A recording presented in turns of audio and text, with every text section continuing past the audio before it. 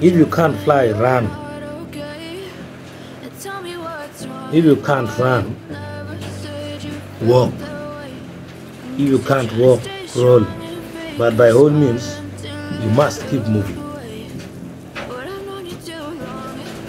This is a quote from Martin Luther King while giving one of his speeches to the black community. Martin Luther King meant that you must try to find every means to get additional progress day by day, time by time. But don't remain stuck. Even if just a little inch of progress in whatever you're doing in your life, try. Don't mind about the speed, that's what he meant.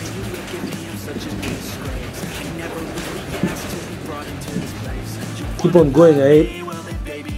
Don't remain stuck. And don't worry about the speed. I know there are moments in life when